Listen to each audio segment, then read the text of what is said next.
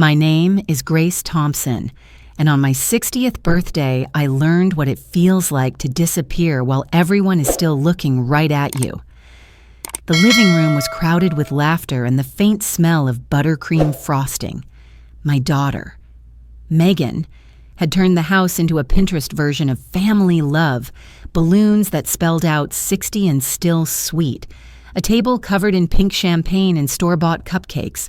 I'd cooked the main dishes myself earlier that morning. Old habits die hard. When you've spent your life feeding people, you don't know how to sit still while others celebrate you. "Okay, Mom, come here," Megan called. Her phone held high, the blue light of a live stream reflecting in her eyes. The guests, her co-workers mostly, turned their cameras toward me. She handed me a slim envelope. "A little something for you, from all of us." Inside was a Starbucks gift card, $25. I smiled, because that's what polite women my age do when we're unsure if we're being mocked or just forgotten. "Don't spend it all at once," Megan joked. "You know how Mom gets about money." Laughter rippled around the room, quick and harmless for everyone but me. I laughed too, the kind of laugh that dies before it reaches the eyes. My fingers trembled slightly, so I tucked the card into my pocket as if it were something fragile. Later, when the music faded and the guests spilled out into the cold Oregon night, I stayed behind to wash the dishes. Warm water, soap, silence. From the living room came Megan's voice, still bright from champagne, telling someone on the phone. She got emotional over a gift card. Classic Mom. When the sink finally emptied, I picked up my phone. There it was, my face on her Facebook page, still wearing the apron I'd cooked in, the caption glowing under it. Some mothers never stop expecting handouts. The comments were laughing emojis, sarcastic hearts, strangers agreeing that boomers can't let go. I read them all once, then again, until the words blurred into a single, cold truth. Somewhere along the way, I'd stopped being her mother and become her content. I set the phone down, turned off the kitchen light, and listened to the hum of the refrigerator. In that low electric sound, something inside me cracked and settled into place. Tomorrow, I decided, would not look like today. The next morning, the balloons were still floating in the living room, half deflated, like tired smiles that refused to leave. I could still smell the frosting and the perfume Megan wore. Sweet, sharp, expensive. I stood at the kitchen counter, sipping cold coffee from a mug that read, "World's Best Mom," a relic from when she was 10. Back then, she used to crawl into my lap just to give me that cup on Mother's Day. Now, it sat heavy in my hands, like proof that time had tricked us both. Megan breezed in wearing her silk robe, scrolling through her phone. "Mom, the pictures from last night are blowing up. People loved your face when you opened the card. You're trending on my page." I looked up from my mug. Is that supposed to be good news? She didn't hear me or pretended not to. "I'm thinking of posting a reel, maybe with a funny caption. Keep it light." The word light hung between us, weightless and cruel. I wanted to tell her how humiliating it felt to become a punchline, but she was already walking away, still smiling at her screen. That was the moment I realized something simple but devastating. My daughter didn't see me anymore. She saw content. I spent the day cleaning the kitchen, folding tablecloths, putting things back where they belonged. Megan had a video call. Ethan mowed the lawn. The twins shouted upstairs about who got to use the tablet first. Life went on as if nothing had cracked open the night before. I kept busy because doing nothing meant feeling everything, and I wasn't ready for that yet. After dinner, when everyone had gone to bed, I sat alone at the table and opened my laptop. My hands hovered over the keyboard. I typed my bank login and stared at the numbers. Month after month of transfers, mortgage, groceries, school supplies, money I told myself was helping out. In truth, I'd been funding a family that treated me like a ghost. A quiet laugh escaped me, thin and bitter, 60 years old, and still paying to be loved. I clicked on recurring payments. There it was, $1,200 automatically sent to Megan and Ethan on the first of each month. I hovered over cancel for a long time, my finger trembling, not from doubt, but from habit. Finally, I pressed it. A small confirmation box popped up. "Are you sure?" "Yes," I whispered. The screen went blank. Something in me didn't. The next morning, Megan asked if I could pick up the twins from soccer practice. I told her I had errands. She frowned. "Since when do you have errands?" "Since I remembered I'm retired," I said, trying to keep my voice even. Her confusion was almost innocent. "Okay, just text me if you change your mind." I didn't. Instead, I drove to the edge of town, to a quiet cafe I hadn't been to in years. The owner, Maria, still remembered my name. "Grace Thompson, Lord. It's been ages. Where have you been hiding?" "In plain sight," I said. She laughed, not realizing it wasn't a joke. I spent the morning there, writing in an old spiral notebook, things I'd forgotten about myself, the books I loved, the art classes I'd wanted to take, the tiny house by the coast I used to dream about. It felt like writing to a stranger I was just starting to know. When I came home, the house was chaos. The twins were crying over dinner. Megan was on the phone. Ethan was at his computer. The dishwasher beeped, ignored. The moment I stepped inside, Megan handed me a saucepan. "Mom, could you watch this? I'm running late for a call." I froze, the metal handle burning against my palm. "No, I can't." She blinked. "What do you mean? You can't?" "I mean, I'm not cooking tonight." Her tone sharpened. "Mom, please, don't make this a thing." "It already is," I said quietly. "It's been a thing for years. You just never noticed." For a heartbeat. No one spoke. Then Ethan called from the den. "Everything okay in there?" Megan forced a laugh. "Yeah. Just a little misunderstanding." But it wasn't little. It was the first boundary I'd drawn in half a decade. That night, I packed a suitcase. Just the essentials. 2 blouses, a few photos, my sketchbook, Tom's old watch. I didn't slam drawers or cry. I moved slowly, deliberately, like someone peeling off a heavy coat. At sunrise, I left a note on the kitchen counter. It wasn't long. "Don't worry, I'm fine. Please tell the boys I love them. Mom." Then I walked out the door. The air was cool and clean, the kind that smells of pine and possibility. I drove toward the coast with the radio off, the road unspooling ahead of me like a blank page. I didn't know exactly where I was going, only that I couldn't stay where I was. By afternoon, I'd found a modest motel overlooking the water. The owner handed me a brass key and said, "Room 8. It's quiet this time of year." Perfect. That night, as I unpacked, my phone buzzed nonstop. Calls, messages, voicemails. Megan's voice filled the room through the speaker. "Mom, where are you? This isn't funny and the kids are scared. Please come back." Then anger. "You're being selfish. After everything we've done for you?" I set the phone face down on the table and let it vibrate until it went silent. The quiet that followed wasn't empty. It was full of space, of air, of me. 2 days later, an envelope arrived at the motel front desk.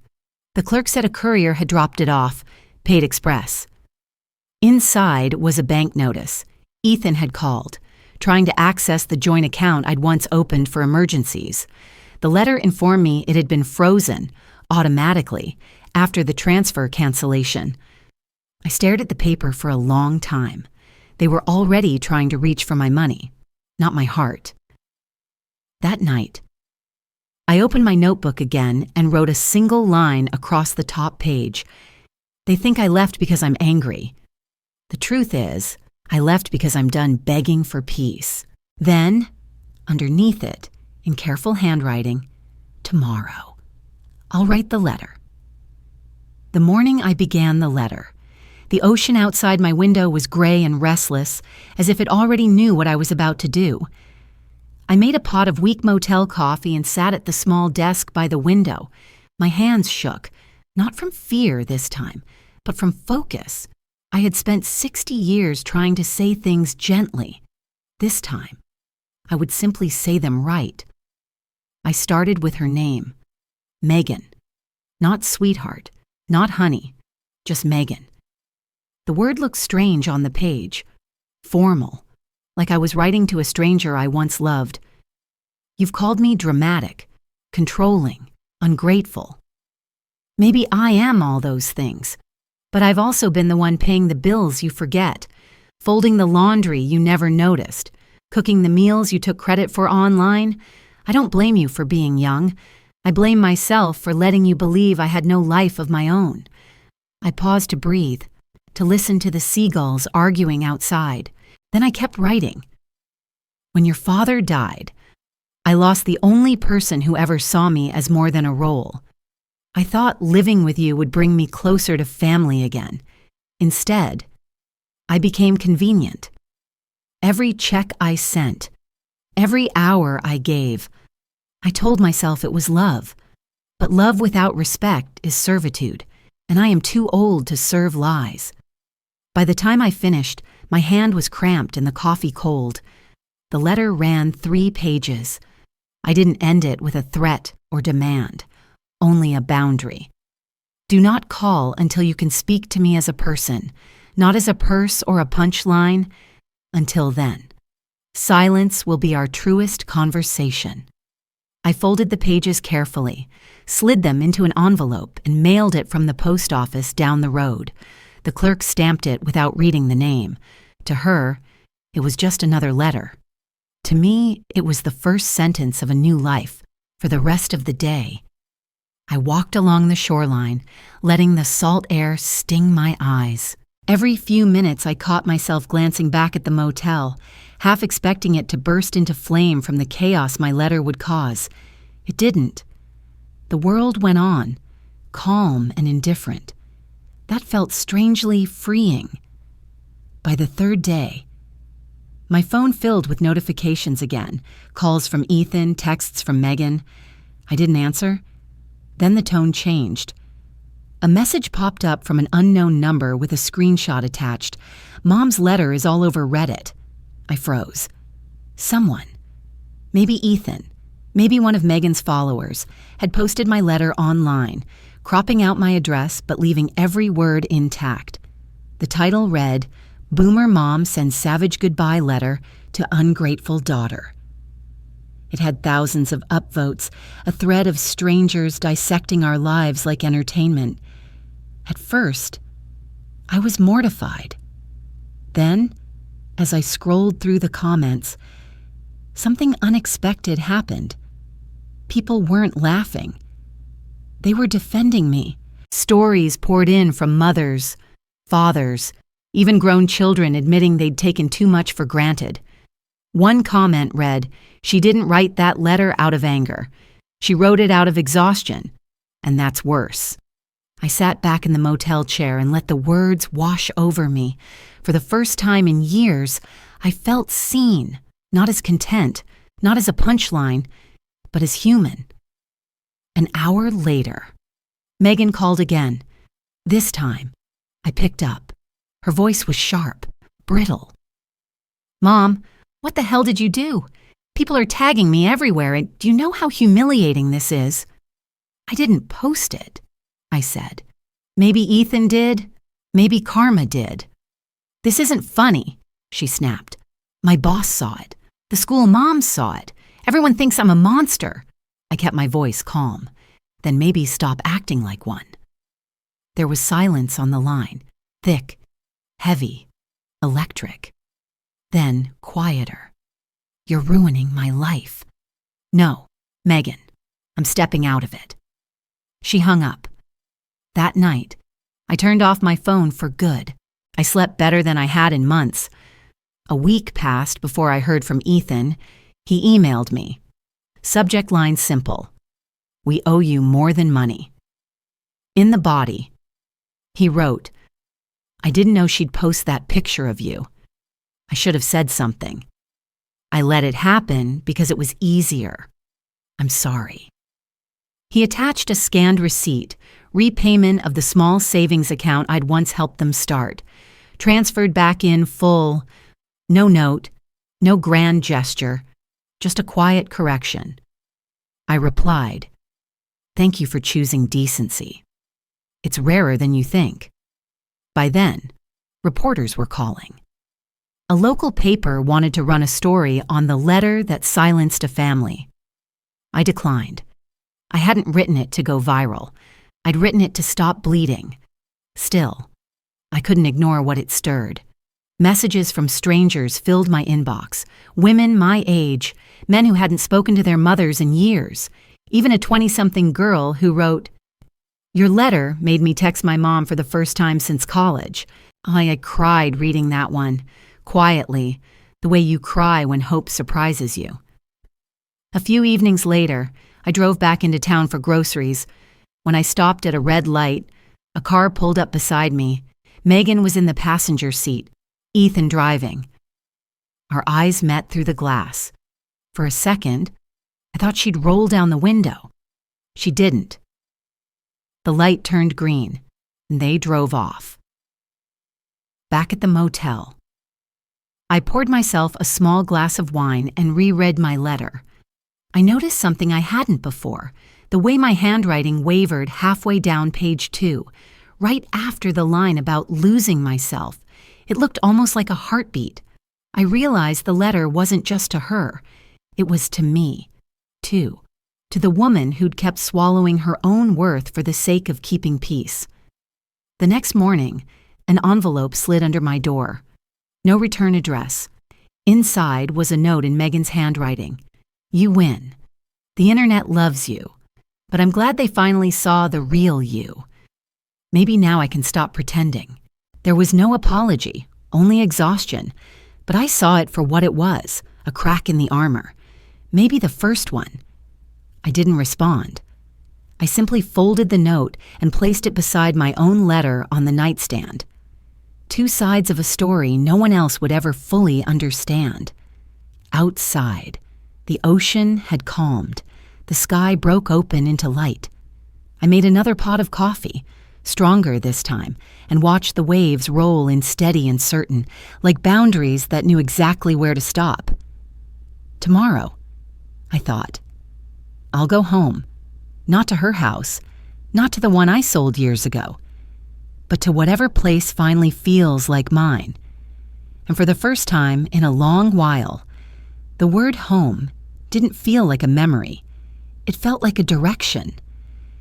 3 months passed before I realized I'd stopped waiting for my phone to light up. At first, silence felt like punishment. Then it turned into peace. I moved from the motel to a small cottage near the harbor, a quiet place that smelled of salt, paint, and morning fog. The landlord, an old fisherman named Ben, said he didn't mind if I used the garage for painting. "As long as you don't start a cult," he joked. I promised to stick to watercolors. Every Saturday, a handful of retirees came for lessons. We painted seascapes, boats, and the faces we missed. Sometimes we talked. Sometimes the only sound was brushes moving across canvas. They called me Miss Grace. I liked that. It sounded new and steady, like I'd finally grown into my own name. For the first time in years, my days belonged entirely to me. Coffee at sunrise, walks along the pier, dinner without expectation. I was rediscovering the rhythm of being alive. One gray afternoon, a white SUV pulled up outside my gate. For a moment, I thought I was imagining it. Then Megan stepped out. She clutched a thick envelope to her chest. When I opened the door, her face looked drawn, fragile. "Hi, Mom," she said. "Hi." I answered. She hesitated. "I brought something. It's not money. I just thought you should see it." I took the envelope but didn't open it. "You can come in if you like." She followed me inside. The scent of turpentine filled the air, sharp but familiar. Her eyes moved over my paintings, some finished, some abandoned halfway. "They're beautiful," she whispered. "Thank you. They're mine." That seemed to catch her off guard. She sat at the kitchen table, fidgeting with her sleeves. "Everyone hates me," she said finally. "Even people I barely know. They saw the posts, the letter. They think I'm awful." "Are you?" I asked. She frowned. "No, just lost." I nodded. "That's better than cruel. Lost can be found again." Her eyes welled. "I never meant to hurt you. I just wanted things to look perfect. The videos, the pictures, they made me feel in control. I didn't realize how fake it all was." "Control's a heavy thing to mistake for love," I said gently. She cried quietly, shoulders shaking. I didn't rush to comfort her. Sometimes remorse needs space, not rescue. After a while, she slid the envelope toward me. "These were in one of your old boxes. I thought you'd want them." Inside were faded photos. Her as a child covered in flour, Tom with frosting on his nose, me holding her newborn twins. The corners had curled with time. I smiled softly. I'd forgotten these. She wiped her face. "I know I can't undo what I did, but I understand now what it costs to keep giving until you disappear." Her voice cracked on the last word. "You're learning," I said. "That's what matters." Before leaving, she looked around. "The boys would love this place," she said. "They miss you." "I miss them too. You can bring them when you're ready, but not until you understand. Love isn't a trade. It's a promise you keep even when no one's watching." She nodded. "I'll try." After she drove away, I stood by the window until her SUV vanished down the hill. The cottage was silent again, but the silence felt full, not empty. That night, I opened my notebook and wrote, "Dear Megan, I forgive you. Not because you asked, but because anger weighs more than memory. I hope one day you'll forgive yourself too." I closed the notebook and set it beside the envelope of photographs. The moonlight filtered through the curtains, drawing pale lines across the floor. I breathed them in like they were proof I was still here.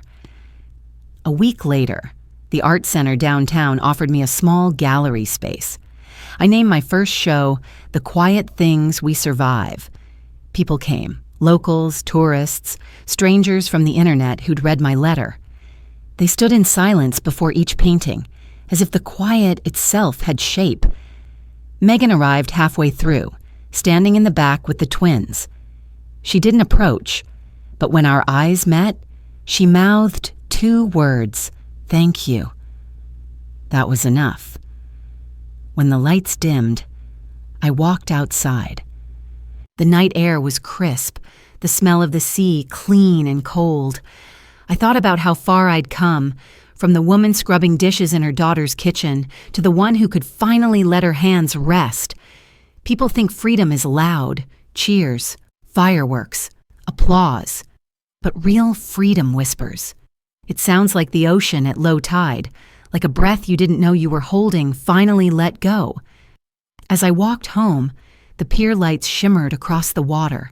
The tide rolled in, steady and sure. I thought of Tom, of the years I'd spent building everyone else's comfort while neglecting my own.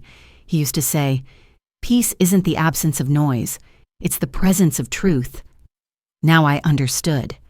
At home, I placed one photo on the mantel, the one of Megan at 5 years old, flower in her hair, smiling up at me like I was her entire world.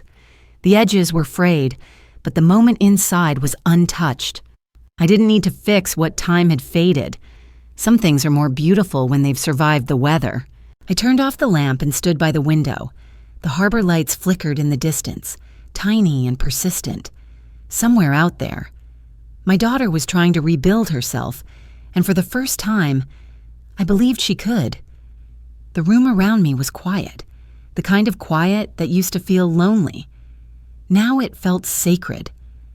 I whispered to the darkness, not in prayer, but in gratitude. I'm still here. And for the first time in my life, that was enough. Thank you for watching. If you enjoy these family drama and revenge stories, please subscribe and join me for more every day.